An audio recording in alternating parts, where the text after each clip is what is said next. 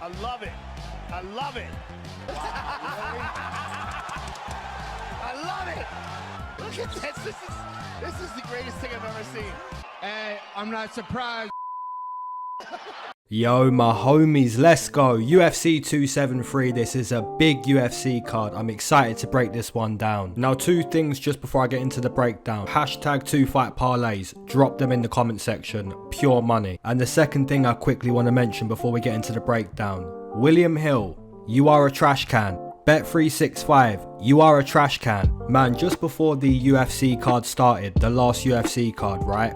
I went to make a bet real quick, guys. I went to make one last bet. You know, right before the card starts, you're maybe thinking, I'm going to add one more to my lineup. You know what I'm saying? And just as I go to do that, your max bet is £5. What is this? What is this? You know, these gambling companies, man, they tell you bet responsibly, right? But as soon as you do, as soon as you're betting responsibly, they're like, naughty. you know what I'm saying? It should be illegal. It really should be illegal to limit a winning player. That's fucking illegal. But yeah, as Max Holloway would say, it is what it is, you know. It is what it is, you know. It is what it is. It is what it is. Let's go. Alright, let's break them down. Alright guys, we got a matchup between Piera Rodriguez taking on Hansen. I don't really know who's going to win this fight. I don't really know, if I'm being honest. Initially, I was thinking Piera Rodriguez, you know, that's probably going to be the right prediction. You know, Hansen does the only toes. She's got the only fans. That's what I was initially thinking, you know, Piera Rodriguez, that's probably the prediction. Her boxing looked pretty good on the Contender Series. Now, the reason why I'm going to say, ultimately, I don't really know. Piera Rodriguez is only 7-0 as a pro. You know, she's pretty green in the sport of mixed martial arts. And like I said, you know, Hansen's not that good, but she has fought in the UFC. She does try to wrestle. Initially, guys, my prediction was going to be Piera Rodriguez, but I am going to change my prediction on this one. I'm going team only toes. If Hansen can get that takedown, just look to fatigue the opponent. You know, she might save her job. And if she does lose this one, you know, she might have to go full time on the OnlyFans. But yeah, guys, like I said, I don't really know who's going to win this one. It's a 50-50 matchup. Moving into a matchup between Vinc Pichel taking on Madsen. In all honesty, another matchup that's pretty 50-50. The reason why this matchup's going to be 50-50, when you're looking at who's the better mixed martial artist, it has to be Vinc Pichel. And the reasons why he's going to be the better mixed martial artist, when you're looking at who's the better boxer, you're going to take Vinc Pichel. When you're looking at who's the better kicker, you're going to take Vinc Pichel. When you're looking at who has more to offer, you know, the better mixed martial artist, in my opinion, it's going to be Vinc. But here's the thing, right? If Madsen is purely a wrestler, which he is, you know, the Olympian, Madsen, super high level wrestling. If Madsen's all about that life and he can just impose that on the opponent, then it doesn't really matter who's the better mixed martial artist. You see what I'm trying to say? Madsen is going to search for takedowns in this fight. So it doesn't matter who's the better puncher, who's the better kicker, if Madsen can get those takedowns. And that's really why this matchup's going to be a 50-50 matchup. What's it going to be? Is Madsen going to get the takedown? Probably. Now, is he going to keep Vinc Pichel on the mat? You know, that's more difficult to answer than can Madsen get the takedown. You know, Madsen most likely gets the takedown, but keeping him on the mat, it's a different game. So ultimately, I'm going to say this is another 50-50 matchup. Probably shouldn't put too much of your bankroll on this type of fight. Now, if I had a gun to my head and I had to make a prediction, man, I'd say a little prayer, to be honest. It's a tough one. I'm going to go Madsen. And if Madsen can't keep Vinc Pichel on the mat or can't get takedowns outside of round one, you know, if he slows down, Vinc Pichel's going to win this matchup. Alright, we got a matchup between Julio Arce taking on Daniel Santos. Who the fuck is that guy? I don't really know too much about Daniel Santos, but what I do know, he hasn't fought since 2019. And I also know that he hasn't fought the same level of competition as Julio Arce. So in my opinion, look no further, right? Make your prediction. Julio Arce is going to win this matchup. Now, I did look a little bit further. I have seen a couple matchups. He's mainly looking to use his boxing. So if Daniel Santos can look to keep the fight in the pocket, look to use those boxing combinations, maybe he can have a good UFC debut. But my prediction on this matchup, I'm going to side with Julio Arce. You know, purely out of respect. You know, he's been inside the UFC, he's been active, he's fought good competition. On the flip side, you've got Daniel Santos, hasn't been active, hasn't fought in the UFC, hasn't fought the same competition. So yeah, my prediction, purely out of respect, Julio Arce.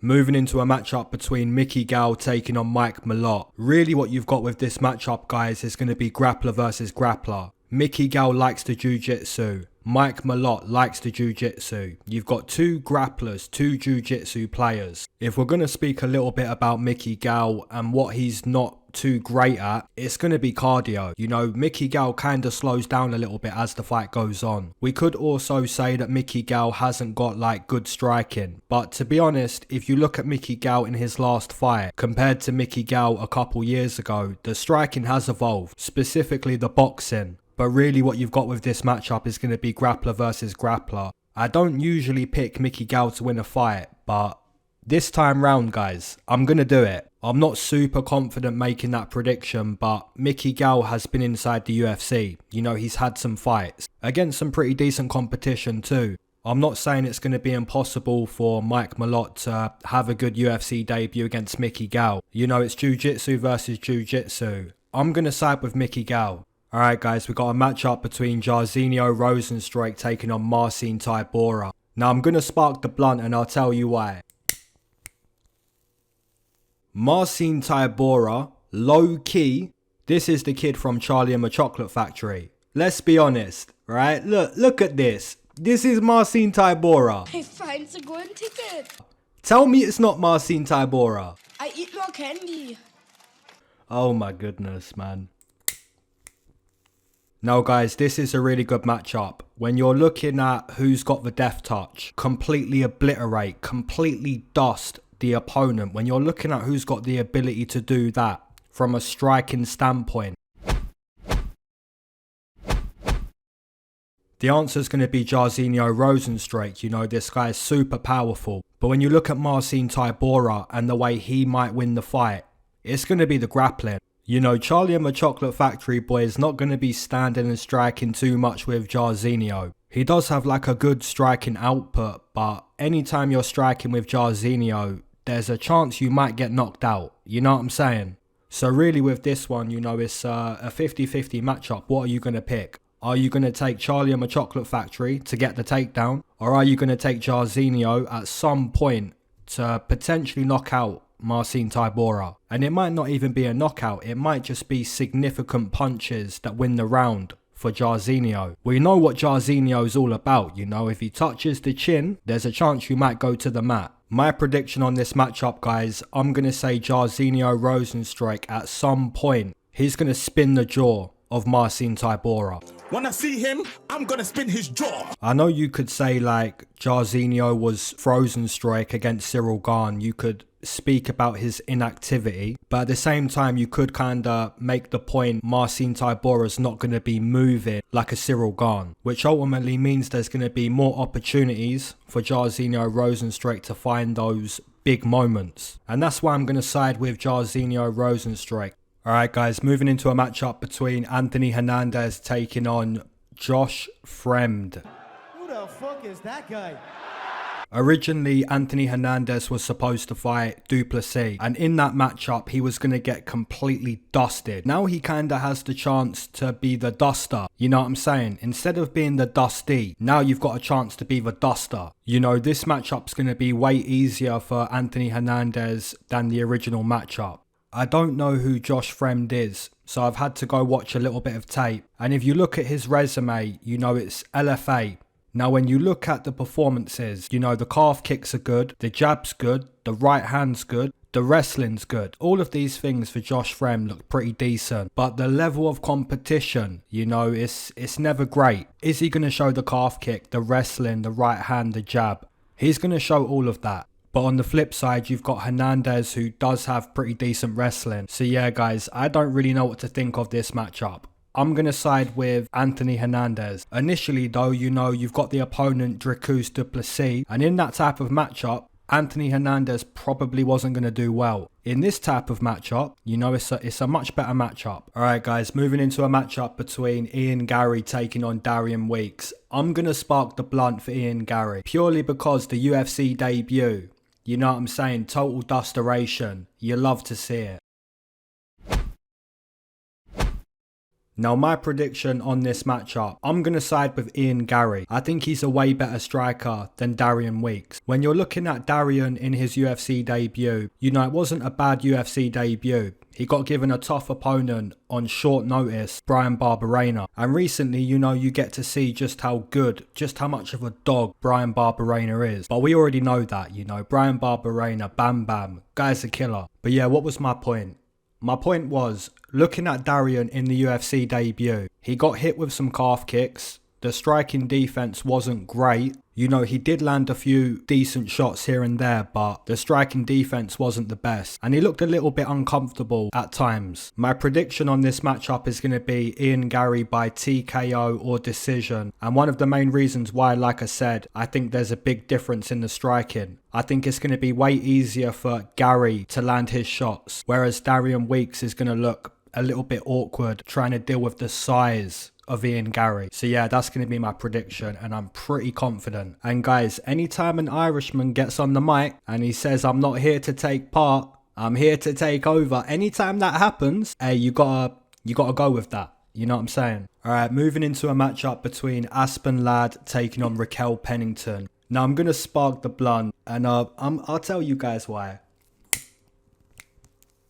Guys, either I was super high or Aspen Ladd literally done the two-step in her last fight. She done the two-step. Hey, if you don't know what the two-step is, you gotta know. You gotta get to know. But Aspen Ladd, I'm pretty sure in round one, she done the two-step, man. And I can't unsee it. But I'll let you guys be the judge. Maybe I'm just too high, right? How many different ways you can two-step? It's just here and here. I'm sure she was doing the two-step, man. I'm sure about it.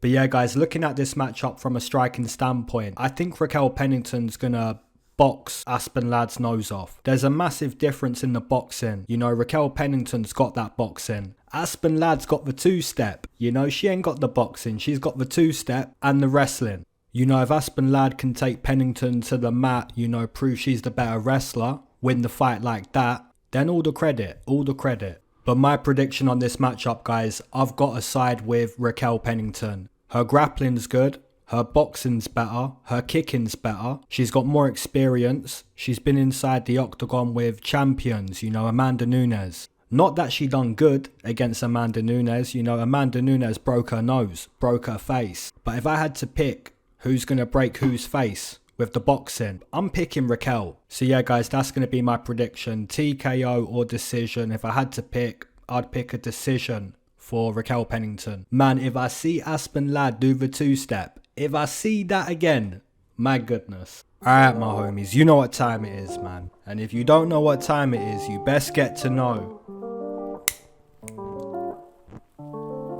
If you waited to smoke with me, amen. If you've been smoking this whole time, double amen. If you're not a smoker but you enjoy the smoke breaks, that's a triple amen, gang. Let's go. Hey, I hope you guys are doing well, doing blessed. This is a big UFC card. UFC 273.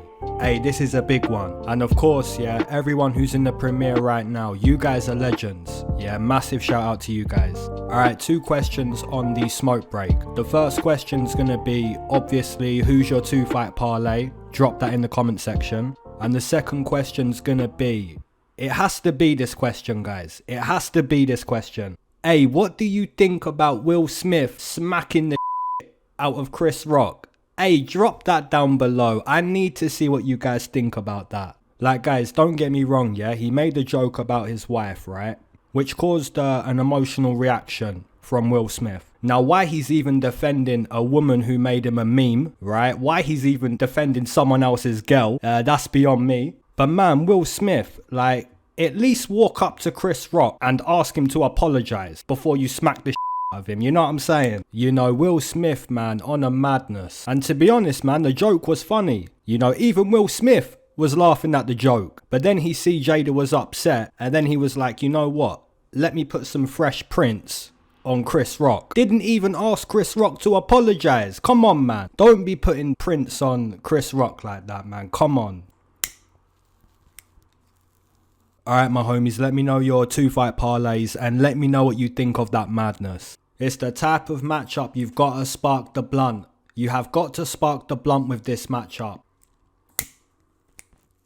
Now, originally, Du Plessis had a good matchup, you know. He had like potentially a 50k bonus in the weight-in, you know what I'm saying? Originally, he had that, but now he's got KG. You know, KG's not a walk in the park. You know, this is a tough matchup. And to be honest, it is going to be a tough matchup for KG too. You know, this is a tough matchup for both guys. Now, when you're looking at who's got the better boxing between KG and Du Plessis, Du Plessis can knock you dead. You know, we see that. He can knock you dead.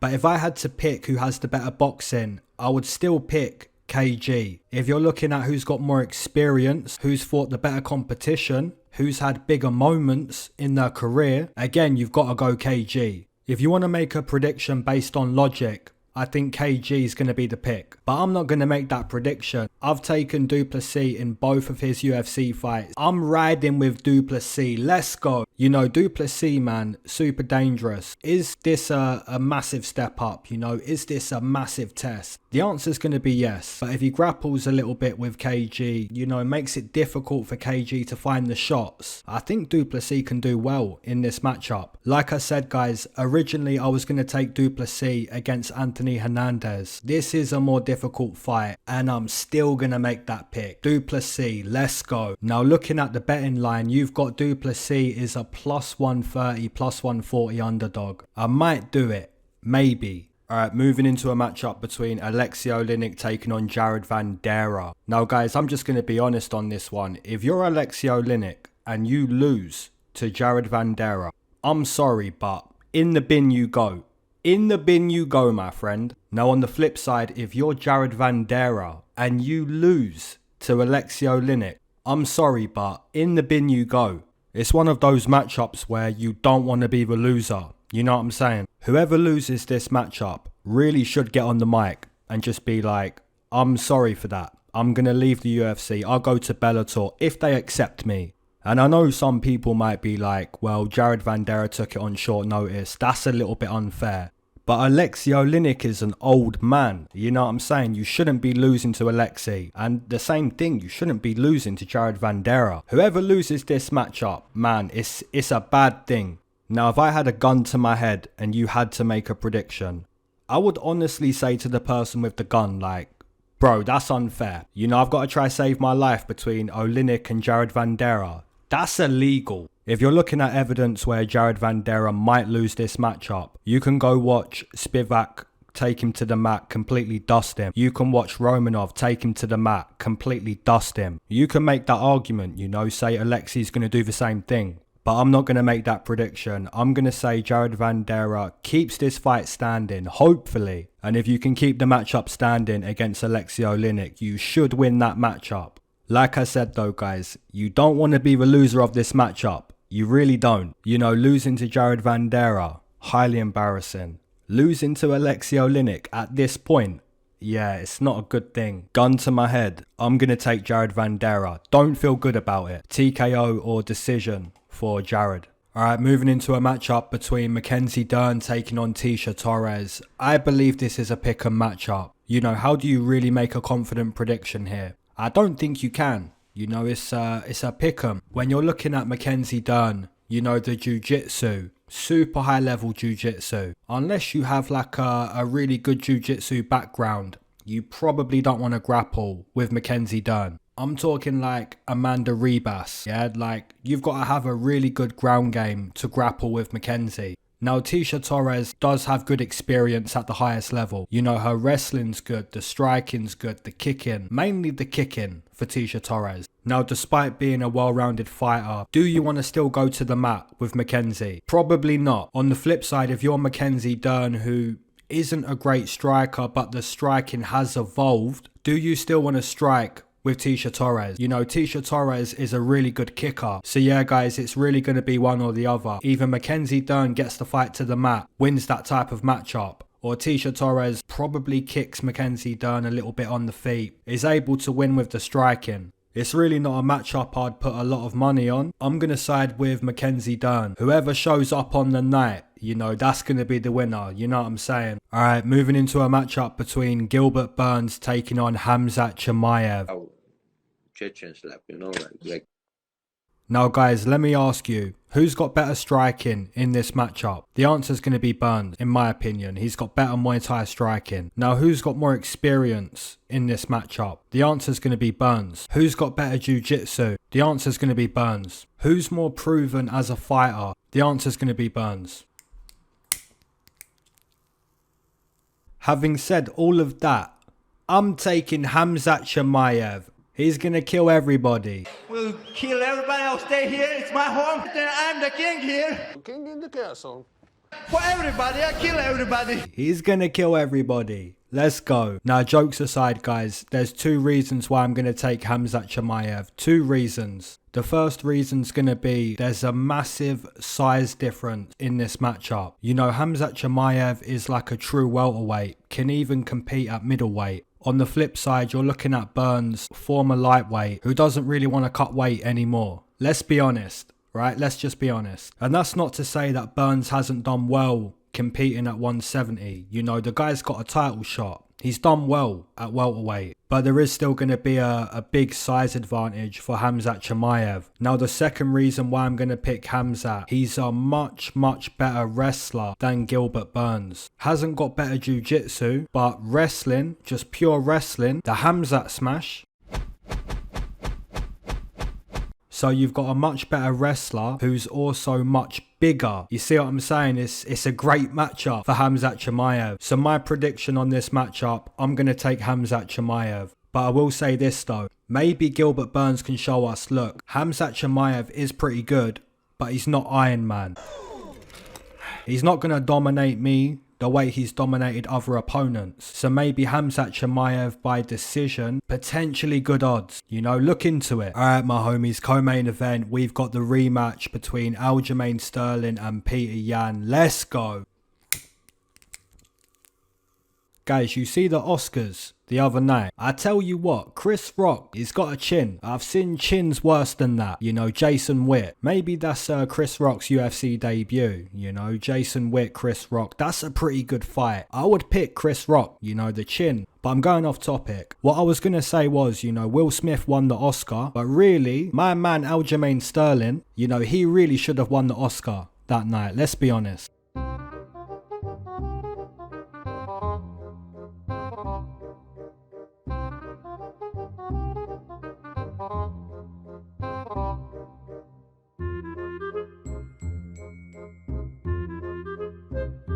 That acting was magnificent. Now I'm sure most of you guys would have seen the first fight. My original prediction for the first fight was Peter Yan, and I got that at like -120. I felt like I was robbing the bookies, and to be honest, the bookies knew that I was robbing them. The first matchup between Aljo and Peter Yan, it was complete domination. If you go to analyse Aljamain Sterling and just look at what he was doing in that matchup, you know, he was using a lot of energy. You know, the energy expenditure was bad. He kinda looked uncomfortable striking with Peter Yan. You know, in a 25-minute matchup, you've got to pace yourself a little bit better. And Aljo gave too much too soon. And that's when Peter Yan started to dictate the fight, started to dominate the fight. My prediction in this matchup is going to be Peter Yan. I think the Muay Thai, you know, super nasty. Usually with Muay Thai fighters, you know, you're looking at the kicks being like the most dangerous part of their game. But the special thing about Peter Yan, when you're looking at the most dangerous part of his game, it's going to be the boxing. The boxing is better than the kicking. And then you take a look at the wrestling, you know, the guy's proven it. He can wrestle. If you're taking Aljamain Sterling, go to the comment section below. Let me know why. I'm taking Peter Yan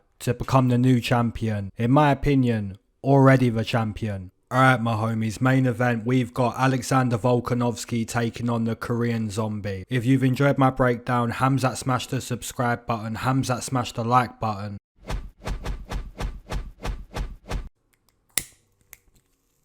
Now guys, let me ask you, right? If you had to make a prediction based on who's got the better walkout music, right? The walk into the octagon. If you had to make a prediction based on that, who do we pick? Right? All day. However, we can't make a prediction based on this. We have to look at what happens inside the octagon, right? Now, when you're looking at what happens inside the octagon, it's not Korean Zombie minus 2000. Inside the octagon, you would have to say Alexander Volkanovski. This guy's a beast. You know, look at Volkanovski's resume. This guy hasn't lost in nearly 10 years. Yeah, 10 years. That's a madness. It is what it is. The only time you can really say Alexander Volkanovski has lost a fight is against Max Holloway. And Max Holloway is not a bad guy to lose to. Now, if you look at the resume, it says he's got 2 wins against Max Holloway. It is what it is. I'm going to make like a weird comparison. It's a weird one, but if I had to compare Volkanovski to like a football player, and when I say football, guys, you know, I mean football. I would compare Volkanovski to like N'Golo Kante, who plays for my team, Chelsea. You know, N'Golo Kante is famous for having like the work ethic, the cardio. You know, he's a workhorse. And that's pretty much what you've got with Alexander Volkanovski. You know, the work ethic, the output, just a high level of competing. Now, on the flip side, guys, if you're going to try to find a way that the Zombie wins this matchup, if you had to think how he done that, I would say it has to be round 1, round 2. It would have to be early in the matchup. And that's purely because Volkanovski, like I said, the guy's a workhorse. Volkanovski's not going to slow down. He's going to maintain that high pressure, whereas Zombie's probably going to slow down. And that's why I think if Zombie wins the matchup, has to happen early. My prediction on this matchup, guys, like I said, if I was making the pick based on the walkout, hey, I'm picking Zombie, but I'm not making the pick based on that. I do like to play that game though. You know, every time a fighter's walking out, I'm always comparing the walk-on music. I don't know about you guys, but I'm doing that. If I had to make a pick based on what I think is going to happen inside the octagon, like I said, Korean Zombie early on with the sniper-like boxing. And if that doesn't happen, it's going to be the great Alexander Volkanovski. My prediction, I'm going to say, and still, Alexander Volkanovski. Alright, my homies, make sure you drop down your 2 fight parlays in the comment section. Drop down your main event, your co-main event, your underdogs, all of that good stuff. Drop it in the comment section below. And my homies, keep your eyes to the sky, never glued to your shoes. Mac Miller. Alright, peace.